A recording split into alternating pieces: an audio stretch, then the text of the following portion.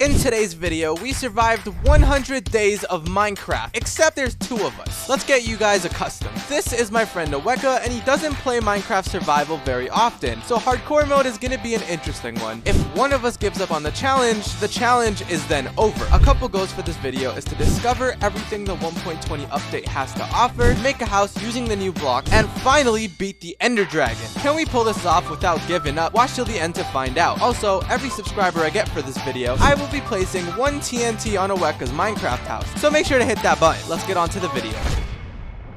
Days 1 to 5. I spawn into a brand new Minecraft 1.20 hardcore world, spawning into a flipping snow biome. Not a lot of resources here, but honestly we explored a little bit. It didn't take very long before we realized that the snow was actually sinking. We also found ourselves a goat around the top of the mountain, and we ended up killing it because Aweka thought it dropped us food. I don't think goats drop food. We ended up exploring a little bit because we wanted to see what kind of resources were here in the first place. It didn't take us long to leave the mountain biome, but we ended up finding a ravine. Did we want to go inside? Not really, but it did look pretty cool. Then after a bit more exploring, we ended up finding a village, and this is really good because it gave us a source of food, hay bales, and there was a whole bunch of it, enough for both me and Aweka. This also gave us access to beds, and the reason why that's important is so we could sleep off the night and increase our chances of surviving. An interesting thing about this village is the fact that it was abandoned. There's a bunch of cobwebs and a bunch of zombie villagers that already existed. I think these are called abandoned villages. I think the first goal I wanted to tackle is finding ourselves a nice place to base, and that's probably gonna be the bamboo jungle. So after fully looting up this village, we began exploring in one direction. I also ended up crafting all of the wheat that we had into bread, that way we can actually eat it. After a bunch of exploring, we ended up in a bunch of different biomes, but the place that we finally landed at was this dark oak biome. This biome is also notorious for having mobs in it because the trees literally cover up the land, causing the mobs to be able to spawn in here. But despite that being the fact, we ended up finding ourselves a jungle biome, and the one with actual bamboo in it. A lot more than I honestly expected, because I expected a jungle to not have that much. At first we were a little bit confused and ended up having to search up how to actually get ourselves the new bamboo planks. But essentially, Aweka also doubted me. But this is how it goes. You would take a bunch of bamboo and put it into a crafting table, making yourself a bamboo stem. I don't know if that's exactly what it's called, but afterwards you put that back into the crafting table, and then you got yourself some bamboo planks. And it's all made out of bamboo. It's a pretty nice thing. I ended up making a door with it, and I also went mining for some stone tools for both me and Aweka. I also decided to beat some animals to death, and by animals I mean fish, but then also continued making the bamboo house. Aweka on the other hand decided it would be best to actually invest our bamboo in something a little bit more lucrative. Bamboo boats. Now they do look cool, but we don't need like 20 boats. I don't know what he's doing. I honestly think he's trying to mess with us. I'm not too sure, but then again, he doesn't play this very often. So a cool thing about these bamboo boats is you could actually now place chests on them, and they kind of look like a raft. We end up taking these boats and exploring a little bit, me taking the one with the chest and Aweka taking the one without the chest, and he got a little bit jealous, as you can see here. Days 5 to 15. But after a bunch of following the river down to this big ocean, we ended up finding ourselves a shipwreck. This is where we uncovered the second thing that this Minecraft 1.20 update has to offer us: templates. Now, for those that don't know, in this version of Minecraft, if you have yourself a template, you can actually trim armor. That's right, you can add a design to it and a different color to it, making over, I believe, 1,600 different customizations to it. I could be wrong on the numbers, so just don't search it up, alright, just for my sake. But after we found that, we then started looking around for another one. I was also in hopes to find ourselves a sniffer egg, but honestly we had no luck with that, so we ended up heading back to our sweet bamboo base. Me and Aweka had an interesting idea. Why don't we do an archaeology challenge, because that's also another thing that this version of Minecraft gives us. So basically, the person to get the most from the archaeology, I think it's called suspicious sand, at the end of the video wins $100, and it gets sent to the winner of the challenge from the other person. So we began to start exploring again. We're honestly skipping a bunch of like the mining and stuff because we just want to see these new updates. So we end up in search for a desert because there happens to be an interesting place you can find this stuff. So as to my knowledge, at that time I only knew we can find them in desert wells. So we began searching for a desert well. We found a few desert villages, but really didn't loot into them because we saw that there wasn't any suspicious sand in them. But eventually we ended up finding ourselves a desert temple that was pretty well hidden, I'm not gonna lie. We ended up going into that desert temple and we found a little bit of sand on the side. When we mined into it, lo and behold, we found ourselves the suspicious sand we were looking for all along. We found a few of them, but I genuinely think Aweka broke one of them, which is really unfortunate. We also ended up getting an emerald for ourselves, which is probably the most valuable thing I got from this thing, and Aweka ended up getting a diamond. Alright Minecraft, I see the type of bias you're working with here. I am not losing $100 to Aweka. So after spending all that time actually transporting between the places, we ended up going on a bit of a mining trip and got ourselves ironed out. Simply put, despite how much we explore, at the end of the day, it'll still be risky ventures if we don't have some sort of armor. So we were also in search for a bunch of diamonds. If you guys didn't know, in this version of Minecraft, diamonds don't spawn out in the open in veins of 4. They actually spawn in veins of 1 unless they are covered or underground. And a way to bypass this is simply put, if you find an underwater cave, the chances of you finding diamonds out in the open is so much higher, and they're often like 4 or 5 veins. And that was the main strat that I was betting all my money on. Me and Aweka, we ended up finding this really big cavern, and he ends up finding a bit of an underwater area, which led to us getting a bunch of diamonds, but not enough for a full set, so we had to keep going. We ended up going into a dead end, a couple of them even, and found ourselves a skulk area. And if you guys didn't know, this is where you summon the warden, so we accidentally ended up summoning the warden when trying to get through it, and we did not engage, but it was coming really close to us, so we ended up building upwards. After continuing down that area, we also found ourselves at a mine shaft. This thing was gigantic, but it was also burning down. Aweka found a couple one-off diamonds there, and he was also doing a lot of risky ventures, as if we both don't lose the challenge if one of us dies. I don't know why he's playing these type of games. Days 15 to 20. We ended up getting quite a bit of diamonds, probably enough for the both of us, but I think Aweka got a little bit more than me, which is fine, because why would we even need that much in the first place? But then again, the armor piercing with diamond colors might look actually pretty nice. But despite all of that, we ended up getting out of the cave and ended up exploring a bit, because honestly, I grew out of the bamboo hut, alright? It's not that nice, okay? It's an okay house at best. So we ended up exploring and we found ourselves the brand new biome. And this biome is known as the cherry blossom biome. Now this biome is actually really interesting. It's pretty pink if you couldn't tell. But we ended up deciding this is the place we're going to be making the final house of this 100 days at. So I got to chopping. Days 20 to 30. After a bunch of chopping, we decided to finally start building the house. I was the builder of the group because Aweka didn't really have many building skills, but that's okay. He can just sit there and do whatever Aweka does on a day-to-day basis. I don't know. And after a whole bunch of building, this very complex house that's definitely not the shape of an L if you look at it from the top is done. The pink house. It's amazing, I know. But after finally finishing this house, we also decided to start trimming a bit of our armor since we now have stuff for armor. You know, if you really think about it, armor trimming is kind of like getting a haircut at a barbershop in GTA, but for armor, of course. Oh, nobody else thinks that? I only really had one piece of iron armor, and I decided to use it on that to see what it would look like, and I decided to use an emerald as the color, and it ended up looking like this. Honestly, I really like these armor designs. I'm really curious to see what it looks like with a diamond set of armor and a netherite set of armor, because I definitely want some netherite before the end of this challenge. Days 30 to 40. During this duration of time, we also ended up going on another mining trip and got ourselves a full set of diamond armor. Despite all of that, Aweka ended up spending some of the diamonds that he got on a diamond pickaxe, which is lucky because I don't have any diamonds anymore. And we ended up searching for a lava pool to make ourselves a nether portal. And I let Aweka do it this time around because, you know, he's obviously a professional at this game. Come on now. After a bunch of walking around, we found ourselves a bastion, and we got hella gold blocks out of it. We also ended up killing a bunch of endermen for ender pearls using this boat trick that I showed Aweka. We also find ourselves a nether castle and end up getting a bunch of blaze rods, and also kind of close into my death a little bit, but that's okay. We also ended up exchanging a bunch of that gold for some ender pearls from piglins. In the midst of it, Aweka also did kind of jump into there and almost get killed, so we had to be very careful on how we go about this. Luckily, some of the loot that we picked up from the bastion happened to be an armor template, which meant we have another pattern to then put onto an armor piece, because we need one template per armor piece to actually put a design onto. Now this one is called like the snout something something, I don't really know, but we ended up, you know, making a chest plate, a netherite chest plate at that. So I ended up using that template right on my netherite chest plate, and I think Aweka did as well. We were definitely gonna need more netherite if we wanted to see a full netherite set with these armor trimmings, so we had to step up our game. I ended up going down to the river, getting some water so I could get an infinite water source, and then ended up creating ourselves a wheat farm right next to the house and fenced it up with with some pink fences. Days 40 to 50. At this time, Oweka had already logged off of the server, so it was just me at this moment. And I didn't really know what else to do because I didn't want to make too much progress without him. So I ended up making a cherry blossom treehouse. My thought process was this: we didn't have enough cherry blossoms around the place, so I ended up getting a bunch of saplings. I then placed the saplings around the house because I was very indecisive on where to actually place this treehouse. By the time I actually placed all of them, they ended up growing up after I went AFK for a bit, and then ended up deciding where I wanted the treehouse to be. Kind of. What I ended up doing is, after getting a bunch more cherry logs to actually make this build, I ended up making a staircase to what's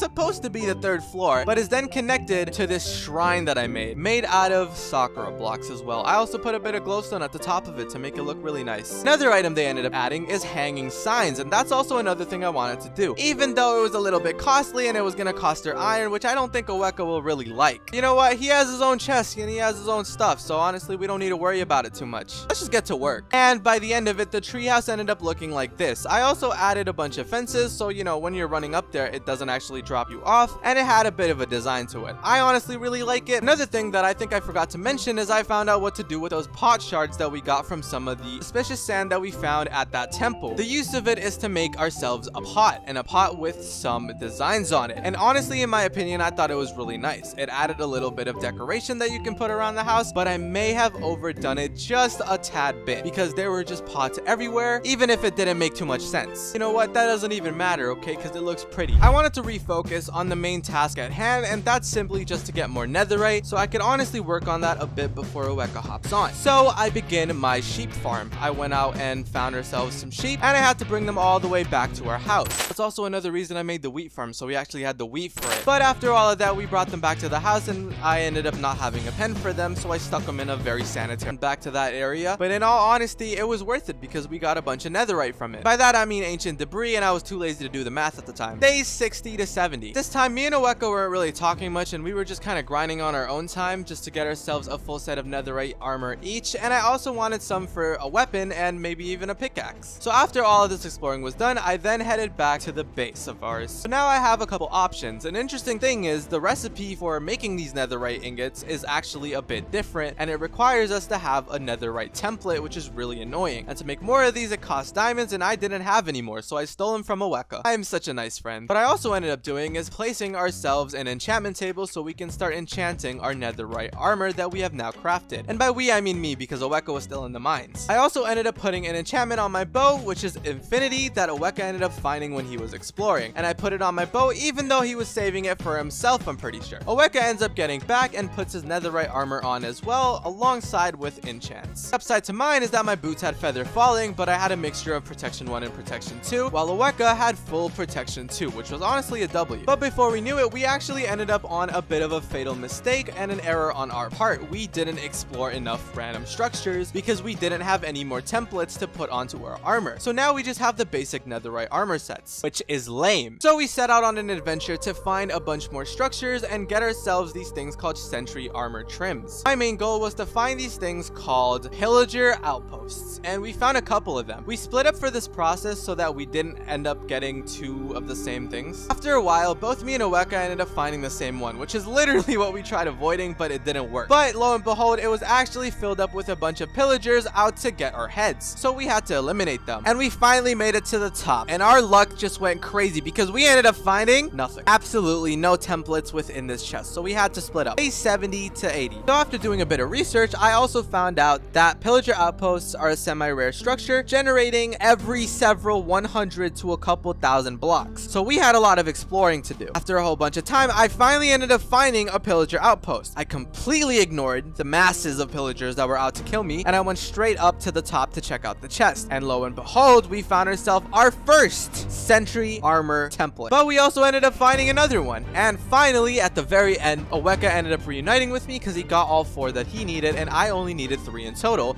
and I had 2. So we ended up finding one last pillager outpost that I was hoping the thing would be in, and they had a bunch of these pillagers, and this is how it went. Finally, I've gotten myself the last sentry armor trim. I then went a little bit far away from them so they can't really sense us, and ended up placing down the smithing table, and we ended up trimming up our armor one last final time, or so I thought at that moment. Days 80 to 90. We went back to the base, got everything that we needed, which also includes the beds we needed to kill off the ender dragon. That's right, we needed a bunch of those. Then we began following the Eye of Enders. Eye of Enders ended up leading us over to a desert, and we also found ourselves camels. Not the same ones that we had before, but different ones, but we ended up taking the saddles from the old camels that we abandoned. We also ended up sleeping there for the night because it was getting pretty late. Then we moved forward with the camels included. I'm gonna be honest with you, we are not very good camel owners because we were jumping off of cliffs and everything, okay? Oweka even got one of his camels to 2 hearts. Ended up ditching his camel so that he can just ride my camel, and I'm just in the back. Crazy. After a bunch of exploration, we finally ended up finding ourselves nearby where I think the end portal was actually at. Then both me and Oweka decided to mine down in a singular hole for some reason. Oweka wanted to escape it, but I just kept mining down. And eventually we found ourselves to an opening which led us to a cave. We thought it was just some normal cave, but further inspection, we found out that it actually led into the stronghold. Now this stronghold was placed a little bit weird because a lot of the areas were caved in. So we ended up reaching a lot of dead ends. I also ended up finding ourselves a library which had a chest at the top which gave us some pretty interesting loot. One of the more notable pieces of loot was the fact that they gave us an armor template for us to put on our armor, and it's different from the one we had last time. I ended up using one of them and Oweka ended up using the other, and it overrid the old one we had. I think I like this one a lot better than the last one, so I'm just gonna keep it on. It's funny how I say that, but I